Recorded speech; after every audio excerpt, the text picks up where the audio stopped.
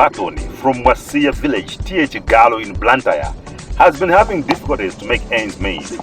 Without any skill that could help her in a living, Lucy, 22, ventured into charcoal selling to supplement her hand-to-mouth income. She said she could travel all the way from Deka to Mbayani, where she conducted her business.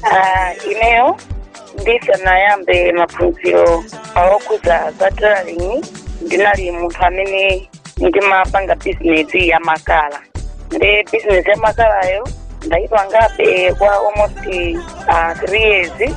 Ndimakhalira kundika mzinda wa Libeki koma kuti ndikaode ndimapita pa trading pandika ngati tsiku la msiku kaoda ena mandira na mmakomo ndikaoda chonchija ndimayesa kusaka transport kuti ndikafike kuti kufika kusiku wanga ndimakondogulitsira kwambiri kumbayani ndimatogona pompo atumona ngati ndapita town koma ndili pandikaso pompo kusowa matransport nditani kodi ndikwere ndikakwera mwina so munjira muso ndimapezeka kuti tukumanaso ndi awa nzathu wa traffic pena ya forest kwenda kwake kumakhala moyo wake wotani kuti ovuta ndiye tikachoka pamenepo ndikafika kumsika pena again osatani kodi osayenda ndiye kumsika kujapo kuna pake panali pansi. One day, Lucy, while in the village, heard of an opportunity for the youth to learn tailoring, food processing, hairdressing, and some other trades. Luckily, Lucy was selected for tailoring, which she started in January 2022. Ineyo chimene ndingayankhule ndikufuna kuthokoza bungwe limene ya General Workers Union chifukwa cha mtima wabwino kwa munthu amene samamudziwa kumpasa mwayi umene uwu wokuti akhale munthu wozidalira pa yekha. Zimene ndichitirazi kuti moyo wanga tsopano wasinthika apitizebe kuchitira anthu ena kuti moyo wathu wa Malawi muna chinyamata ungasinthe. After the training at no cost, Lucy has graduated with her certificate in tailoring and fashion design on the 11th of November 2022. The graduation ceremony started with a march by graduates from Lirangwe Bridge via Trading Center up to Lirangwe Community Day Sunday School ground. On this fruitful day, the graduates celebrated by chanting songs and dancing on their way.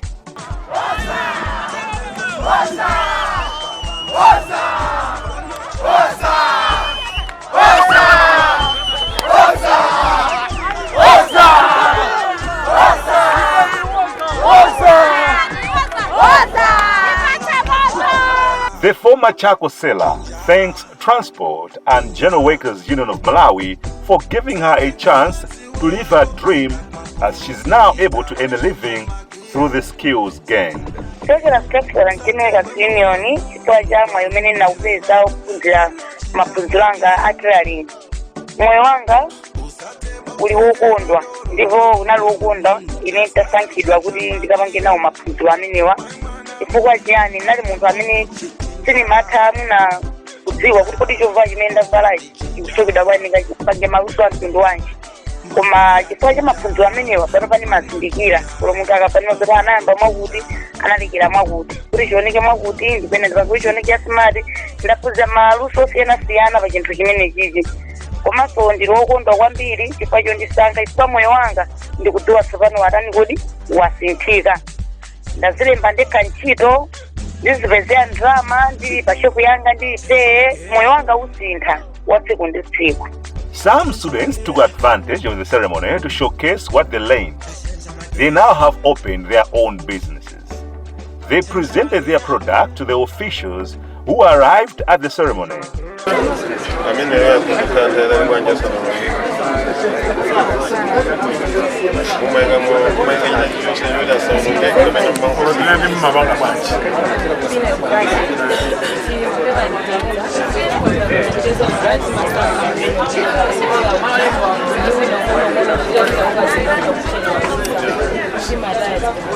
On his part, Sylvester Luembakajao, who settled for motor vehicle mechanics after years of lavishing in poverty, is now happy and believes that the skills gained will help to develop their areas but was also quick to highlight the need for well-wishers to help them with startup capital for this to be achieved.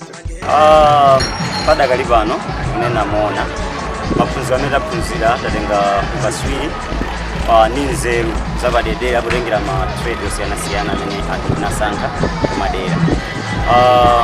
Chiyembekezo ndiyo nena kuti tikuyenera kupanga improvement kutikula dera lathu kuzera m'maluso amene taphunzira.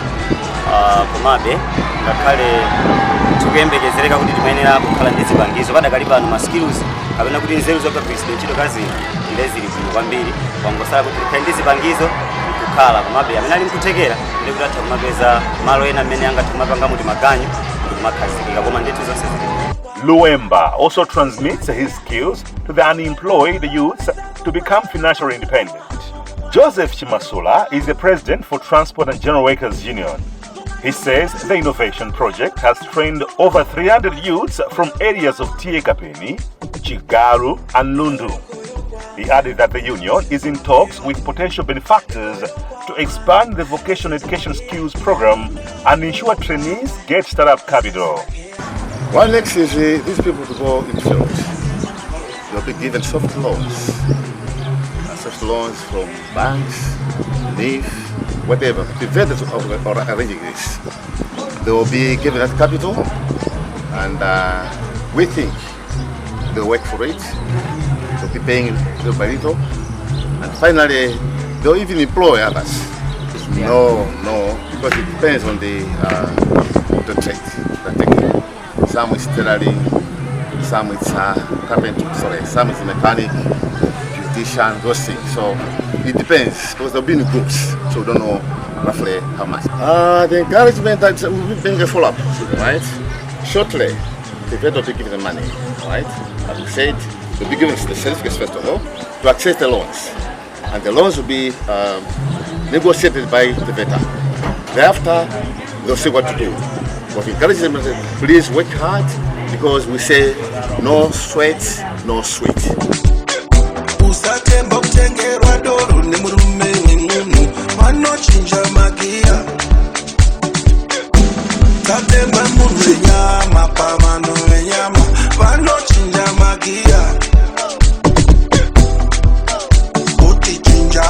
The training involved sessions on entrepreneurship and sustainable business management, on how to mobilize resources and become entrepreneurs, not job seekers. Mr. Ronald Mbewe is the union's general secretary.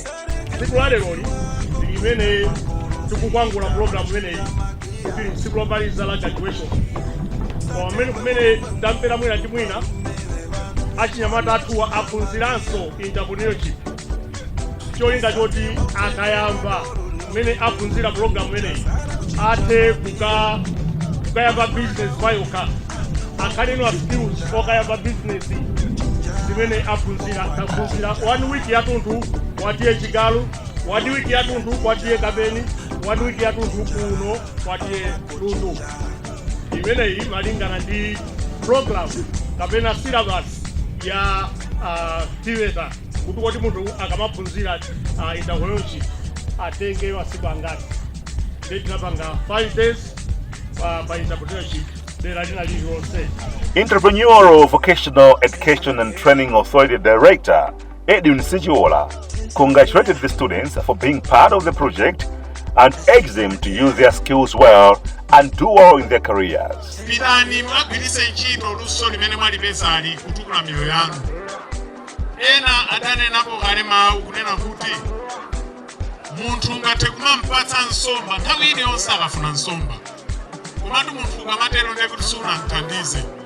Unthandiza munthu kumakhala kumphunzitsa kuwedza. Kuti nsomba yakayifuna dzingopita yekha kwatani kodi ukawedza nkudya. Luso mapatsidwa abali inuyo simunapatsidwe nsomba koma mwapatsidwa njira yophera nsomba mukayifuna kudzingopita ukawedza. Sijuola further encouraged the graduates to team up and access loans through TVETA, which will help them build up their businesses. Amene inu mafusa nkhani ya ngongole kapena kuti tingamite bwanji patsogolo chimene tingakulimbikitseni ntonena kuti inu khalani m'magulu. Bungwe la TVETA lili ndi mgwirizano ndi mabanki kapena mabungwe okongoza ndalama choyambirira bungwe la nifi batula bungwe la nifi tiliso ndi mgwirizano ndi bungwe la finka ambiri amadandaula kuti tikapita ku mabanki amatikanisa kuti bwereka ndalama ifuna amati tilibe kolatero mukakhala ndi certificate muli nayoyo kolatero yanu imakakhala tiveta chimene kuti achite gwirani mmagulu pangani communicate ndi akuofesi kwathu ya kulijoni akuthandizirani ndondomeko zoti paino amene mungafune ngongole mupeze ngongole muyambe mabizinesi mutukuke moyo wanu upite patsogolo. Sylvester Luembakajao, who spoke on behalf of all the graduates, asked the authorities to consider giving them some startup capital for the skills they have gained to produce better results. Traditional authority Chigaru echoed the sentiments by thanking those who made efforts to give such skills to the youths in these areas. He further asked the authorities to make sure that students have been assisted to accomplish their dreams. Ndimafuna ndinene kuti mukutokoza kumene tikutokoza mumve kumene kuti akutokoza ndikuchokera pansi pa mtima ifa Chinyamata amene mwatipatsa maluso osiyanasiyana komabe musatitaye mutiyang'ane mutilondole chifukwa pali zina zimene zikuyenera kuti tibwerebe kupita pamwamba. Lero lino ndife magraduate tikutaphunzira ma skills osiyanasiyana potengera matrade amene munthu anasankha koma tikusowekera kuti tiponye mwendo kuti mwendo umene utunyamule tiponye pakufunikira kasitata pakigena kake kuti ifeyo tiyambire kuti tionese zimene taphunzira kunena kuti ineyo ndi wa tailoring, ineyo ndi wa MVM, ineyo ndi painter, ineyo ndi phone repair. Zikufunika nditu kuti tikhale ndipo yambira. Ndimafuna kuti mwina ineyo musatenga nthawi ndiyamike kwambiri chifukwa chakutisulirana tukuno kwa matiye wonse atatu Kapeni, Chigaru ndi Lundu kuti imene mulenya matatu amene amangokhala lero mwapatsa zochita kuti amangokhala. Ndimafuna tithokoze kwambiri komanso mwina akasakhale kuyamba ndi kumaliza tikudziwa kuti ngakhale makuka mwathumu muli ana amenewa patsalanso anthu ena amene akufunikira kuti apangenso nawo maphunziro amenewa. Ndimafuna tipemphe kuchokera kwa president wa Society kuona amene muli pano kuti ana ndi amenewa lini kulonse kuti mwasula akudziwa ntchito ndakakonda kuti kutapanga machawi kuti pamene amaliza maphunziro amenewa pakhale zowayemereza. Answering the call, Member of Parliament for the area, Francis Piso, said he's aware and also assured the graduates of the Constituency Development Fund that allows 10% to be used for the development of youths and women. Mene amayankula amene amayinya Nyamatawa ananena kuti IP lukuyang'anani mafuna ndikuyezereni kuti nenso lukuyang'anani tigwirana manja tikudziwa kungophunzira chabe imene mwayichitirapo popanda kukhala ndi zipangizo kapena zothekereza kuti muyambe kuyima panoka ndiye kuti training yonse ikhala yachabe. Ndikudziwa pali ndondomeko zosiyanasiyana komanso kutsogoloku kuthumba la CDF limatilola kupeza 10% yomwe ingathe kuthandiza Chinyamata komanso azimayi. Vocational Education and Training, VET, also called Career and Technical Education, CTE, prepares learners for jobs that are based in manual or practical activities, traditionally non-academic and totally related to a specific trade, occupation, or vocation. Utengo mene ningapereke kwa Chinyamata nzanga amene kapeza maluso siyana kuchokera kutasora General Workers Union ndionena kuti tisakhale pansi tisazimvetserere ayi tiwenera kuchukapo ndikuyamba kugwira ntchito otatipota phunzira tingokhala pansi tibwereranso moyo omwe uja koma panopa tikuyenera kuonetsana pa ground ndino ntchito zathu kuti zionekere kuti bungwe limene linagwira ntchito pa miyoyo yathu chomwe choti miyoyo yathu ioneke yosinthika. Transport and General Workers Union adopts the typical policy response to youth employment challenges by introducing vocational and skills training centers in areas of TGWU, Lundu and Kapeni in Blantyre district.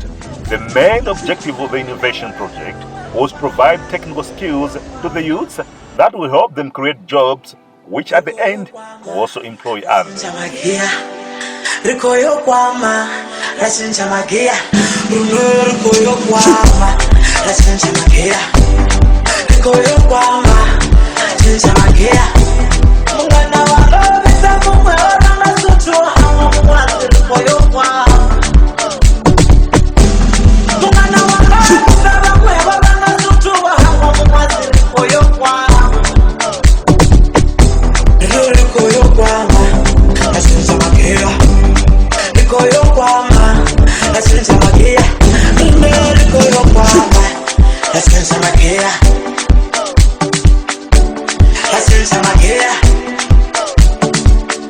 No, I spent some